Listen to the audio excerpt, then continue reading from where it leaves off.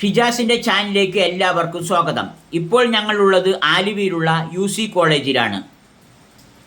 കോട്ടയം സ്വദേശി 30 വർഷത്തോളമായി US ജോലി ചെയ്തുകൊണ്ടിരിക്കുന്ന ജെലി ഫിലിപ്സ് അവരുടെ ജോലി തിരക്കിനിടയിൽ സമയം കണ്ടെത്തി അവർ പഠിച്ച അറിവുകൾ ലോകത്തിൻ്റെ പല ഭാഗങ്ങളിൽ താമസിക്കുന്ന ഓട്ടിസം കുട്ടികളുടെ രക്ഷിതാക്കൾക്ക് ബ്രെയിൻ ട്രെയിൻ എന്ന വാട്സപ്പ് കൂട്ടായ്മയിലൂടെ കുട്ടികളെയും രക്ഷിതാക്കളെയും നേരിട്ട് കാണാതെ തന്നെ ഈ കൂട്ടായ്മയിലൂടെ ഓരോ കുട്ടിയെയും മനസ്സിലാക്കി അവർക്കാവശ്യമായ പരിശീലനവും ഉപദേശവും നൽകുകയും എല്ലാ ദിവസവും അതിന് സമയം കണ്ടെത്തി യാതൊരു പ്രതിഫലവും വാങ്ങാതെ തന്നെ സൗജന്യമായി ഈ കുട്ടികൾക്ക് വേണ്ടിയും രക്ഷിതാക്കൾക്കും വേണ്ടി യാതൊരു ദേഷ്യമോ വെറുപ്പോ ഇല്ലാതെ കുട്ടികളിൽ മാറ്റമുണ്ടാക്കിയെടുക്കുക എന്ന ലക്ഷ്യത്തോടുകൂടി അവരുടെ വിലയേറിയ സമയവും അവരുടെ ജീവിതത്തിൻ്റെ ഒരു ഭാഗവും തന്നെ നമ്മുടെ കുട്ടികൾക്ക് വേണ്ടി സമർപ്പിച്ചിട്ടുള്ള ആരും അറിയപ്പെടാത്തതും എന്നാൽ ലോകം അറിയപ്പെടേണ്ടതുമായ മഹാവ്യക്തിത്വമാണ് ജെനി മാം.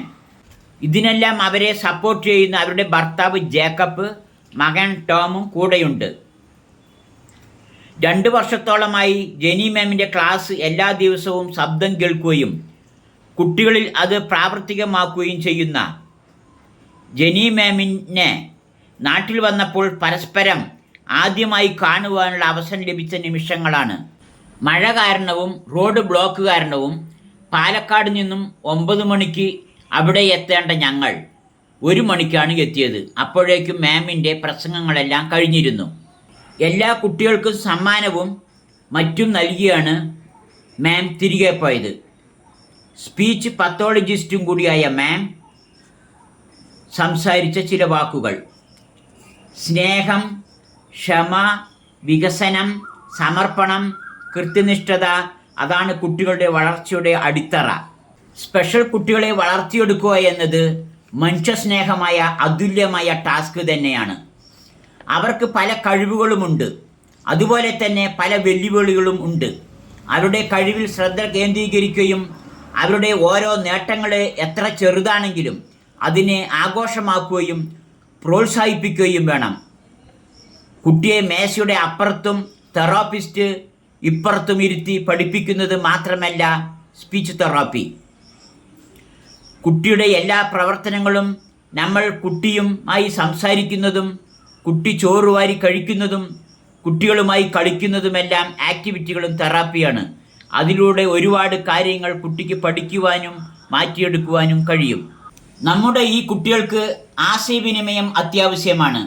അത് സംസാരത്തിലൂടെ ആവാം, ചിത്രരചനയിലൂടെ ആവാം, വാക്കുകളിലൂടെ ആവാം, ചിത്രങ്ങളിലൂടെ ആവാം, ടെക്നോളജിയിലൂടെ ആവാം, ആവാസ് പോലുള്ള കമ്മ്യൂണിക്കേഷൻ ഡിവൈസ് കൊണ്ടുമാവാം.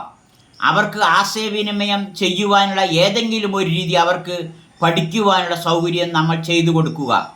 തുടക്കത്തിൽ തന്നെ നമ്മുടെ ഈ കുട്ടികൾക്കൊരു ഡയറി ഉണ്ടാക്കി അവരുടെ നല്ലതും മോശവും ആവശ്യവുമായ രീതികൾ എഴുതി വെച്ച് അതിൽ നമ്മൾ എന്തു പ്രവർത്തിച്ചു, അതിൽ എന്തിൽ മാറ്റമുണ്ടായി എന്ന് മനസ്സിലാക്കുക.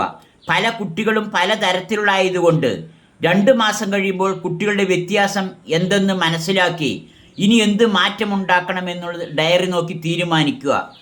കുട്ടികൾ ഏത് തരത്തിലുള്ള സെൻസറി ആണെന്ന് കൂടി നമ്മൾക്ക് മനസ്സിലാക്കുവാൻ കഴിയും എന്ന് മാം സംസാരിച്ചു. ലോകത്തിൻ്റെ പല ഭാഗത്തുള്ള 800ഓളം കുട്ടികളുടെ രക്ഷിതാക്കളുടെ കൂട്ടായ്മയാണ് ബ്രെയിൻ ട്രെയിൻ വാട്സപ്പ് കൂട്ടായ്മയിലുള്ളത്. ഈ കൂട്ടായ്മയിലുള്ള കേരളത്തിലുള്ള 250ഓളം രക്ഷിതാക്കളും കുട്ടികളുമാണ് ആലുവയിൽ വെച്ച് നടക്കുന്ന പരിപാടിയിൽ പങ്കെടുത്തത്. ബ്രെയിൻ ട്രെയിൻ വാട്സപ്പ് കൂട്ടായ്മയിലെ ആലുവയിലുള്ള അംഗങ്ങളും ഓട്ടിസം ക്ലബ്ബ് അംഗങ്ങളും UC കോളേജിലുള്ള സോഷ്യോളജി ബഡീസ് അംഗങ്ങളുമാണ് പരിപാടി സംഘടിപ്പിച്ചത്. ഭക്ഷണവും മറ്റും തന്ന് സ്വീകരിച്ചതെല്ലാം അവരാണ്. ഈ ഗ്രൂപ്പിൽ അഡ്മിനായി പ്രവർത്തിക്കുന്ന ഹേമാജി, ഈ ഗ്രൂപ്പ് തുടങ്ങി വെച്ച മുന്തസ്, അതുപോലെ ഹാജറത്ത, അതുപോലെ നന്മകൾ മാത്രം ആഗ്രഹിച്ച് പ്രവർത്തിക്കുന്ന ഒരുപാടുണ്ട്. പ്രത്യേകിച്ച് അവരുടെ പേരൊന്നും ഇവിടെ എടുത്തു പറയുന്നില്ല. എല്ലാവർക്കും നന്മയുണ്ടാകട്ടെ എന്ന് പ്രാർത്ഥിക്കുന്നു.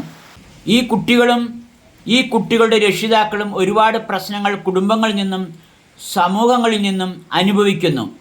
ഈ രക്ഷിതാക്കളെയും കുട്ടികളെയും പൊതുസമൂഹം ചേർത്ത് പിടിക്കുക.